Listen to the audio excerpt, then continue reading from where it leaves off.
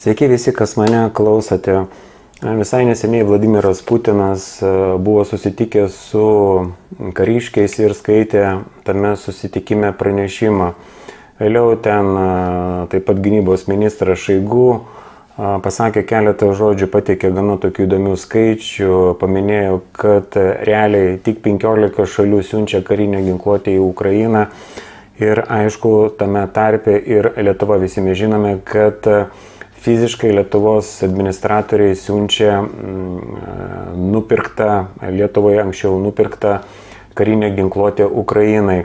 Na, bet aš šiandien norėjau atkreipti jūsų dėmesį į kai kuriuos Vladimiro Putino pasisakymus. Mano manimu, jie yra labai svarbus ir jie siunčia faktiškai, Vladimiras Putinas siunčia tokią kaip žalią šviesą vakarų politiniam elitui, nes jeigu įsiklausysite į jo žodžius, ką jis konkrečiai pasakė, tai yra pirmiausia žalia šviesa Lenkijai, užimti vakarų Ukrainą, taip pat žalia šviesa Rumunijai ir Vengrijai.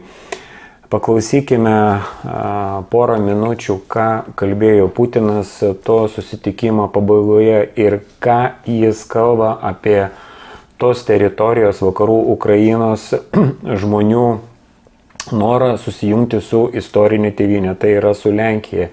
Nes visi kaip žinote, kad tos teritorijos vakarų Ukraina buvo prijungtos prie Ukrainos Stalino dėka. Anksčiau tai buvo Lenkijos teritorija, dalis Ukrainos priklausė Vengrijai, Bukovina priklausė Rumunijai ir tik Stalino dėka Stalinas sulipdė Ukrainą ir padarė tokią didelę teritoriją, kuri iki šiol ji tokia buvo. Paklausykime, ką pasakė Путина таме susitикиме. Но что касается Европы, повторяю, там осознание у населения приходит к тому, что их используют в своих интересах другие страны, и прежде всего США. Приходит, это их дело, мы туда вмешиваться не собираемся.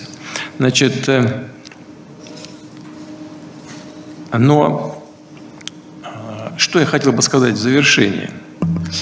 Значит, единственным гарантом, тоже я где-то уже говорил об этом, у меня это проскакивало, единственным гарантом суверенитета и территориальной целостности Украины была Россия. Россия, когда создавала Советский Союз, передала просто так, вместе с населением, огромные исторические территории российские. Огромный потенциал и вкладывала колоссальные ресурсы во всю эту территорию. И западные земли Украины, мы же знаем все, как Украина получила это. Сталин отдал после Второй мировой войны. Отдал часть польских земель, Львов и так далее, сколько там, несколько областей крупных, там 10 миллионов человек проживает. Чтобы не обижать поляков, компенсировал их потери за счет Германии. Отдал восточные земли Германии, Данцигский коридор, да и сам Данциг. Часть отобрал у Румынии, часть у Венгрии. Все отдал туда, в Украину. Это и люди, которые там живут, многие во всяком случае, я знаю это наверняка, 100%, они хотят вернуться на свою историческую родину. А те страны, которые потеряли эти территории, и прежде всего Польша, спят и видят вернуть. В этом смысле только Россия могла быть гарантом территориальной целостности Украины. Не хотят? Не надо. История все расставит на свои места. Мы мешать не будем, но свою не отдадим. Вот что все должны понять. И в Украине те, кто агрессивно настроен в отношении России, и в Европе, и в Соединенных Штатах. Na, visi girdėjote, zladėjus Stalinas atidavė Lenkijos žemės, prijungė prie Ukrainos, paėmė taip pat iš Rumunijos dalį Bukovinos teritorijos. Galicija ir Valainė tai taip pat buvo prijungta prie Ukrainos. Dabar tose apskrityse yra didelis miestas Lvovas, kuris tikrai prieš antrąjį pasaulinį karą priklausė Lenkijai. Bet ką svarbiausiai pasakė Vladimiras Putinas, kad Rusija buvo Ukrainos teritorinio vientisumo garantas.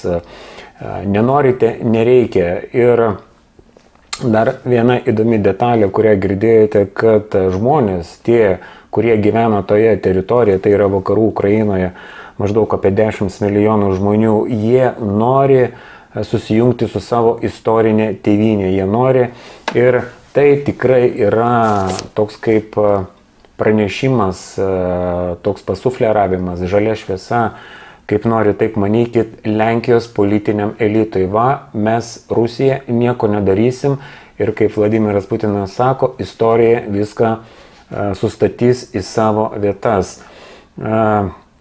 Manau, kad aiškesnio tokio kaip ženklo negali jau ir būti. Tai parodo, kad Vladimiras Putinas yra pasiruošęs, kad Ukraina tokia kaip valstybė nustos egzistavusi prie tokių sienų, kurią mes ją žinojame. Tokios yra tokelės. Ir kodėl aš kalbu apie tai, kada Vladimiras Putinas sako, kad Rusija buvo Ukrainos teritorinio vientisumo garantas, aišku, dar prieš tą 2014 metų Maidaną, kada įvyko valstybės perversmas ir fašistai atėjo į politinę valdžią Kijeve. Dar iki to. Tas sąsajas mes galime taip pat išvesti ir su Lietuva, nes Lietuvos teritorinis vientisumas taip pat yra toks klausimas, labai kyla daug tokių diskusijų ir dėl Klaipėdos krašto, kaip ten su to Klaipėdos krašto buvo viskas. Ir juk ir Stalinas taip pat iš Lenkų paėmė ir grąžino Lietuvai Vilniaus kraštą su sostinė Vilniumi. Nors 4 iš mano sutiktų iš 5 Lenkai visada sako, kad Vilnio naša. Čia tokie dalykai, kad niekada nežinai, kaip istorija gali pasisukti ir kas pasidarys vėliau Lenkų galvose. Tokios sąsajos yra. Ir pagrindinis, apibendrinant, ką galima pasakyti, Putinas uždega žalią šviesą veikti Lenkijos politiniam elitui. Ukrainą galite dalinti, pjausite, bet kas įdomu, pasako, мы свое не отдадим. Reiškia, Rusija netiduos rusiškų žemių, kaip jis sako, karinai ruskie zemlė. Tai rytų Ukraina, galbūt ir Odesa. Tai vienas čia toksai Putino toks kaip svarbus momentas, sakyčiau. Ir antras, paklausykite, ką jis kalba apie tokius veikėjus kaip Ignas Vėgėlė. Aišku, jis neįvardina vardo pavardės, bet jis puikiausiai nušviečia tai, kaip Jungtinės Amerikos valstijos, jų politinis elitas verbuoja jaunus politinius lyderius saviems tikslams. Tai yra, juos užsiaugina, kurie po to tarnauja amerikiečių interesams. Aišku, jis nemini Vėgėlės pavardės, bet konkrečiai kalba apie tokius tipažus, kurie atsiranda politinėje padangėje po amerikiečių, kaip sakoma, įsikišimo ar amerikiečių priežas. Paklausykime, ką Putinas kalba apie tokius политических лидеров. С молодых ногтей, со студенческой скамьи еще приобретают там спецслужбы, своих сторонников. Мы это знаем. И работают с ними, тащат их на политический олимп европейских стран. Na, girdėjote, kad nuo pat studento suolo amerikiečių spectarnybos pasiema tokius gabius jaunolius ir dirba su jais, apdoroja juos ir po to užkelia juos ant politinio olimpo. Mes žinome taip pat, kad Ignas Vėgėlė buvo Jungtinėse Amerikos valstijose, jis dalyvavo Jungtinių Amerikos valstijų vyriausybės programoje. Ta programa vadinosi lyderiai, būsimieji Eurazijos šalių lyderiai, bet kas įdomu, Ignas Vėgėlė paleido savo svetainę visai neseniai šią savaitę ir jis kaip tik kalba apie tai.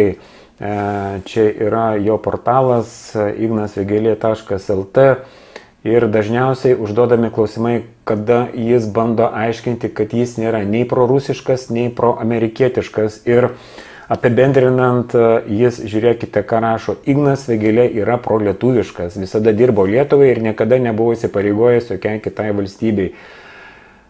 2004 metais kartu su kitais aktyviais jaunuoliais, aišku, jis neįvardina su kuriais, nes visi tie jaunuoliai, tokie kaip Kanados premjeras Trudeau, visi tapo premjerais, visi tapo tų šalių politiniais lyderiais. Jis, aišku, jų neįvardina.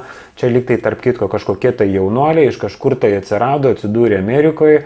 Ir va, Ignas Vėgėlė dalyvavo JAV vyriausybės programoje apie JAV politinę ir visuomeninę sistemą. Jis, aišku, neįvardina konkrečiai tos programos pavadinimo, kad tai buvo būsimieji Eurazijos šalių politiniai lyderiai. Ir liktai iš rašo, liktai buvo vos neturistas, susipažino su Amerika ir čia nėra nieko tokio blogo. Aišku, nėra čia nieko tokio blogo, bet amerikiečiai niekada nedirba šiaip savo, jie niekada nekviečia beleko į Jungtinės Amerikos valstijas. Mes žinome, kas pasidarė su Dalia Grybauskaitė po to, kai ją nusiuntė į Georgetowno universitetą tipo pasitobulinti. Ji grįžo po 6 mėnesių ir ją visiškai pakeitė amerikiečiai. Ji iš tokios, galima sakyti, prorusiškos tapo labai reakcingai vakarietiška.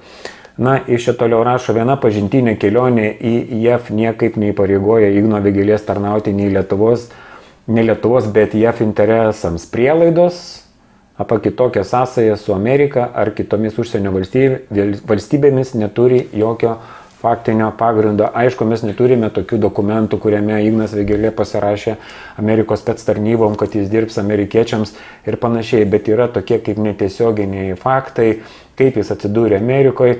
Amerikiečiai visada per ambasadą dirba su to šalies elitu, dirba su tų šalių politinio elito rekomendacijomis. Konkrečiai Ignas Vėgėlė buvo proteguojamas Valdo Adamkaus ir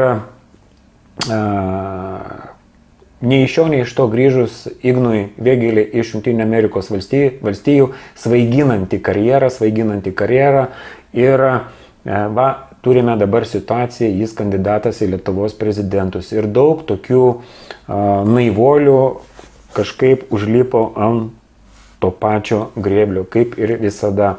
Na, yra kaip yra ir mes nieko čia jau negalime padaryti. Va, du tokie Vladimiro Putino pranešimai, kurie parodo, kad greitai bus labai didelių pasikeitimų geopolitinėje erdvėje.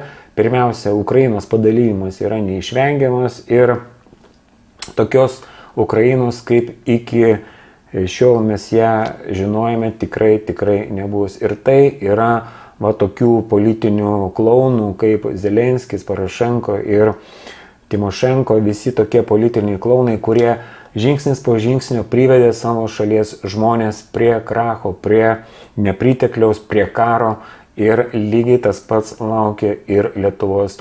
Lietuvos žmonės, matau, gyvena iliuzijose.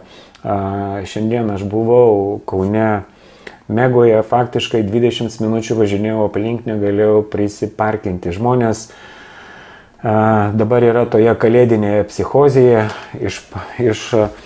Iš pirmo žvilgsnio atrodo, visi turi pinigų, visi perka dovanas ir mažai kas galvoja, kas bus rytoj. Aišku, ta situacija tikrai nebus visada tokia palanki Lietuvai, kaip iki šiol buvo. Na ir užbaigiant šiandienai galiu pasakyti tai, kad Lietuva yra tikrai sparčiai militarizuojama ir atkreipkite dėmesį į tokią straipsnio antraštę Vakaro žinios, Verslo žinios, išspausdina tokį straipsnį su tokia antraštė. Įpusėta rekonstruoti Via Baltica, kelią nuo Marijampolės iki Lenkijos sienos. Darbai vyksta labai sparčiai, bus 4 juostos ten. Ir Visa tai yra pasiruošimas karui, nes jiems tikrai svarbu nutiesti pagrindinį tą greitkelį, kuris eina per Suvalkų koridorių į Kauną. Ir pasižiūrėkite, kokie Lenkijoje keliai, kokios autostrados, ir visa ta autostrada faktiškai jau yra baigta nuo Varšuvos link Suvalkų koridoriaus. Ir tai rodo, kad planuotojai, NATO planuotojai, jie ne tai, kad tik tai leidžia pinigus ir verčia tų šalių karinius biudžetus eiti iki begalybės, bet jie rimtai žiūri ir į tokius dalykus kaip autostrados ir kita infrastruktūra. Tai yra jiems svarbu, nes kariuomenės ir technikos judėjimas esant karui yra tikrai svarbus.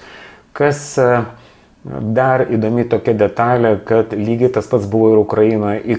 Ukrainoje iki Maidano keliai buvo tiesiog katastrofinio lygio, tikrai baisus, bet po Maidano, kada į Kijevo valdžią atėjo ta fašistinė junta, keliai labai pagerėjo ir buvo įdėtos gana tikrai nemažos lėšos, nes tie vakarų strategai, kurie viską strateguoja, puikiausiai supranta, kas yra infrastruktūra, kas yra kariuomenės judėjimas ir kaip visą tai daryti.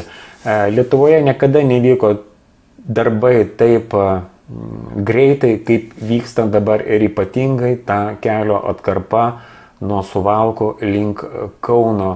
O visur kitur keliai yra tiesiog tragiškos būklės, bet matome plika akimi, kad į šitą kelio atkarpą jie deda labai daug pinigų.